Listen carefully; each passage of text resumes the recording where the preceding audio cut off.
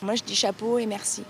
Merci à Suzanne qui, avant de mourir, a légué l'intégralité de sa fortune à cette petite commune de 2500 habitants. Un don inattendu pour le maire qui va pouvoir restaurer et moderniser son village. Ça contribuera, je vous dis, à mettre un peu de beurre dans les épinards. Une grosse motte de beurre de 800 000 €. Mais qui était Suzanne Astier ? Ancienne secrétaire chez Boussac, une manufacture textile, elle tenait sa fortune de biens immobiliers accumulés lors d'une vie discrète. Et Suzanne a voulu tout simplement remercier les habitants de la commune qui se sont occupés d'elle à la fin de sa vie. Un sentiment d'injustice persiste près de 4 mois après la signature de l'accord Canada-États-Unis-Mexique. On est déçus, on est très déçus. Déçus mais surtout inquiets, les producteurs de lait, l'accord est venu changer toutes les règles du jeu. Le Canada a cédé des parts de marché aux producteurs américains. Ottawa a promis une compensation pleine et entière. Promesse toujours non tenue, mais peut-être que demain sera un autre jour. J'ai très bien entendu le message des producteurs laitiers.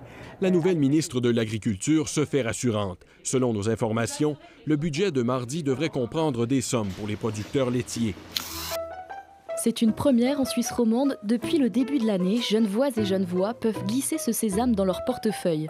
En cas d'urgence, qui prévenir pour s'occuper de vos animaux de compagnie ? Eh bien maintenant, c'est très simple, c'est écrit dessus. En tant que propriétaire de chien, célibataire, on a besoin d'avoir quelqu'un de confiance. L'idée était pourtant toute simple. Il y a eu passé 1000 personnes qui ont demandé cette carte et on ne s'attendait pas à ce que il y ait une demande aussi grande.